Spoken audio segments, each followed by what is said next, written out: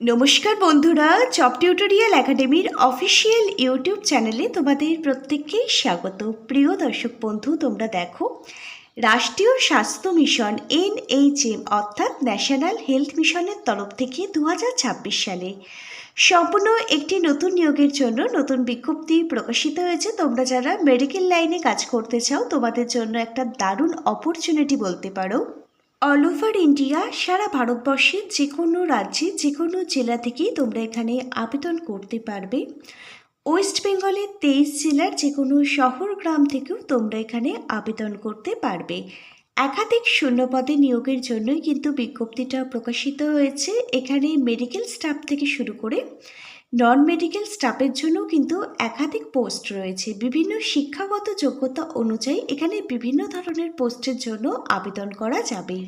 তুমি যদি মাধ্যমিক ক্লাস 10 পাশ করে থাকো, তুমি এখানে আবেদন করতে পারবে। তুমি যদি উচ্চ মাধ্যমিক পাশ করে থাকো, তোমার জন্য এখানে পোস্ট রয়েছে। যাদের উচ্চতর হায়ার এডুকেশন কোয়ালিফিকেশান রয়েছে, তুমি যদি গ্র্যাজুয়েশন কমপ্লিট করে থাকো, তুমি এখানে আবেদন করতে পারবে। আর এই পরীক্ষায় যে কম্পিটিশানটা অন্য পরীক্ষাগুলোর থেকে তুলনামূলকভাবে অনেকটাই লো কম্পিটিশান কিন্তু এই পরীক্ষার জন্য রয়েছে।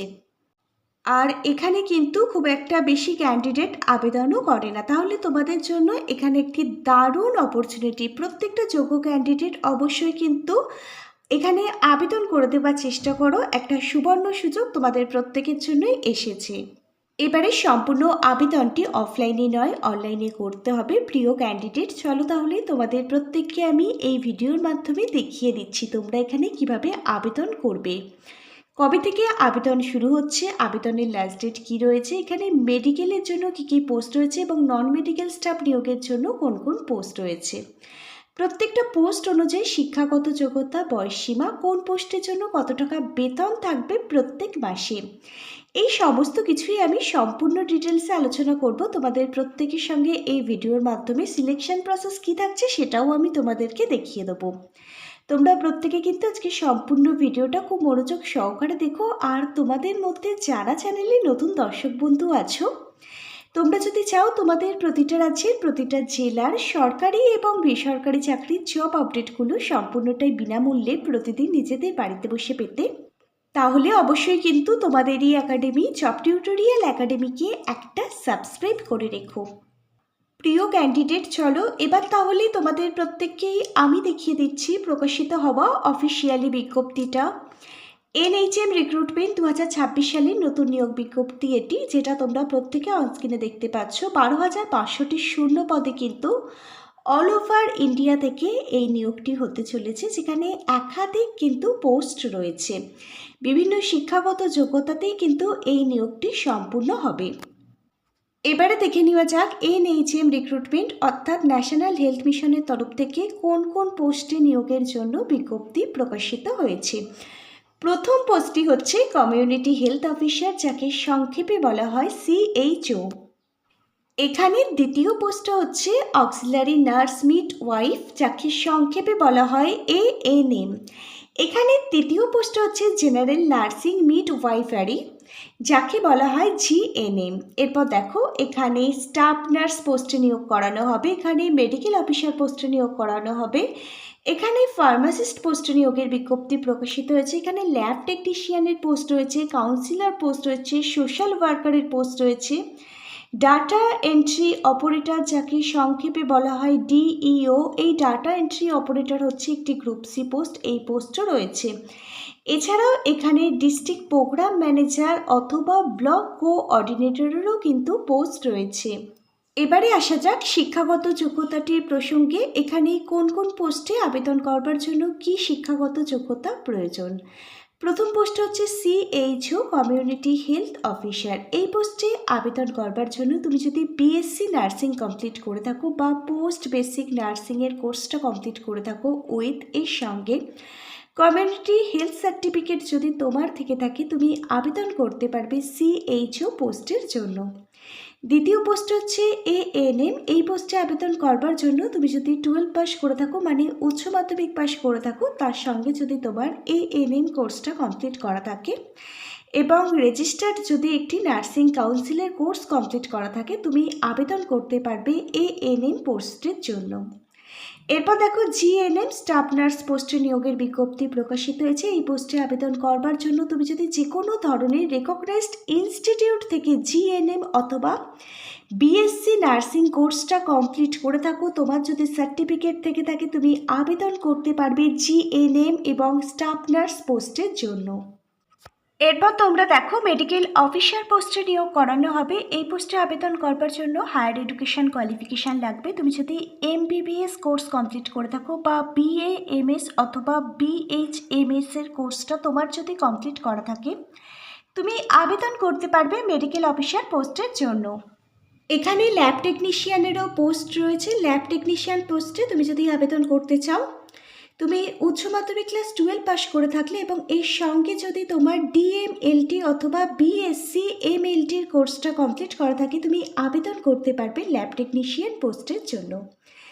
এরপর দেখো এখানে প্রচুর সংখ্যক ফার্মাসিস্ট পোস্টে নিয়োগ করানো হবে। ফার্মাসির ওপরে তোমার যদি ডিপ্লোমা অথবা ডিগ্রি কোর্সের সার্টিফিকেট থেকে থাকে তুমি আবেদন করতে পারবে ফার্মাসিস্ট পোস্টের জন্য। এখানে ডিইও ডাটা এন্ট্রি অপারেটর পদে নিয়োগ হবে। ডাটা এন্ট্রি অপারেটর হচ্ছে এখানে একটি গ্রুপ সি পোস্ট। এই পোস্টে আবেদন করবার জন্য 12 অর্থাৎ উচ্চ মাধ্যমিক পাস যদি তুমি করে থাকো তুমি আবেদন করতে পারবে। এখানে যদি তোমার কম্পিউটার নলেজ জানা থাকে তুমি আবেদন করতে পারবে, অথবা যারা গ্র্যাজুয়েশনও কমপ্লিট করেছো তার সঙ্গে কম্পিউটারে তোমাদের ভালো স্কিল আছে তোমরা আবেদন করতে পারবে group C post data entry operator পোস্টের জন্য। এরপর দেখো এখানে কাউন্সিলর পোস্টে নিয়োগ করানো হবে। এই পোস্টে আবেদন করবার জন্য তুমি যদি গ্র্যাজুয়েশন কমপ্লিট করে থাকো আবেদন করতে পারবে। সাইকোলজি নিয়ে তোমার যদি পিজির কোর্স কমপ্লিট করা থাকে তুমি আবেদন করতে পারবে। সোশিওলজি নিয়ে পড়াশোনা করে থাকলে আবেদন করতে পারবে। সোশ্যাল ওয়ার্ক নিয়ে তুমি পড়াশোনা করে থাকলে তুমি আবেদন করতে পারবে। এখানে আবেদনকারীর ন্যূনতম বয়স থাকতে হবে 18 বছর। 18 বছর বয়স থেকে শুরু করে 40 বছর বয়স পর্যন্ত সকল জেনারেল ক্যাটাগরির ক্যান্ডিডেট তোমরা প্রত্যেকেই এখানে আবেদন করতে পারবে। ওবিসি ক্যাটাগরির ক্যান্ডিডেটরা এখানে 3 বছর অতিরিক্ত বয়সের ছাড় পাবে। এসসি এবং এসটি ক্যাটাগরির ক্যান্ডিডেটরা তোমরা এখানে 5 বছর অতিরিক্ত বয়সের ছাড় পাবে। পিডব্লিউডি ক্যাটাগরির ক্যান্ডিডেটরা তোমাদের জন্য এখানে 10 বছর অতিরিক্ত বয়সের ছাড় রয়েছে। 1 জানুয়ারি 2026 অনুযায়ী এখানে আবেদনটি করবার আগে তুমি তোমার বয়সটি ক্যালকুলেট করে নেবে, কারণ 1 জানুয়ারি 2026 অনুযায়ী বয়স কিন্তু এখানে বিবেচ্য করা হবে। এবারে আসা যাক বেতন প্রসঙ্গে। এখানে প্রত্যেক মাসে কত টাকা স্যালারি থাকছে। সিএইচও পোস্টের জন্য 30,000 টাকা থেকে প্রত্যেক মাসে বেতন শুরু হচ্ছে। স্টাফ নার্স পোস্টের জন্য প্রত্যেক মাসে 25,000 টাকা থেকে স্যালারি থাকছে। এএনএম পোস্টের জন্য প্রত্যেক মাসে 18,000 টাকা থেকে বেতন থাকছে। ল্যাব টেকনিশিয়ান পোস্টের জন্য প্রত্যেক মাসে 20,000 টাকা থেকে স্যালারি থাকছে। ফার্মাসিস্ট পোস্টের জন্য প্রত্যেক মাসে 22,000 টাকা থেকে স্যালারি থাকছে। মেডিকেল অফিসার পোস্টের জন্য প্রত্যেক মাসে 55,000 টাকা থেকে স্যালারি থাকছে। ডিইও পোস্টের জন্য প্রত্যেক মাসে 15,000 টাকা থেকে স্যালারি থাকছে। কাউন্সিলর পোস্টের জন্য প্রত্যেক মাসে 25,000 টাকা থেকে স্যালারি থাকছে। তবে বিভিন্ন রাজ্য অনুযায়ী স্যালারির তারতম্য তোমরা এখানে দেখতে পাবে। এখানে সিলেকশন প্রসেস কি থাকছে দেখে নাও। সবার প্রথমে দিতে হবে রিটেন এক্সাম, লিখিত পরীক্ষা। লিখিত পরীক্ষায় কোন কোন বিষয় থেকে প্রশ্ন আসবে। নার্সিং সাবজেক্ট থেকে 40টা প্রশ্ন 40 নম্বর, জেনারেল অ্যাওয়ারনেস থেকে 20টা প্রশ্ন 20 নম্বর, রিজনিং অ্যান্ড অ্যাপটিটিউড থেকে 20টা প্রশ্ন 20 নম্বর, কারেন্ট অ্যাফেয়ার্স থেকে 10টি প্রশ্ন 10 নম্বর, কম্পিউটার নলেজ থেকে 10টি প্রশ্ন 10 নম্বর। টোটাল 100টি প্রশ্ন আসছে, 100 নাম্বার থাকছে। 2 ঘন্টা সময় দেওয়া হবে তোমাদেরকে রিটেন এক্সামের জন্য। অবজেক্টিভ টাইপের এমসিকিউ টাইপের প্রশ্ন আসবে। লিখিত পরীক্ষার জন্য আমি গুরুত্বপূর্ণ বইগুলো ট্যাগ করে দিচ্ছি। প্রত্যেকটা বইয়ের লিঙ্ক পেয়ে যাবে ভিডিওটির নিচে থাকা ডেসক্রিপশন বক্সে। লিখিত পরীক্ষায় পাশ করে গেলে তোমাদের ডাকা হবে ডকুমেন্ট ভেরিফিকেশানের জন্য। ডকুমেন্ট ভেরিফিকেশান এবং তোমাদের ইন্টারভিউ নেওয়া হবে। প্রত্যেকটা অরিজিনাল ডকুমেন্টই কিন্তু ভেরিফিকেশান করা হবে। তারপর ফাইনাল মেরিট লিস্ট প্রকাশিত হয়ে যাবে অফিসিয়াল ওয়েবসাইটে। সেখানে যাদের নাম থাকবে তাদেরই কিন্তু এখানে নিয়োগ করে নেওয়া হবে।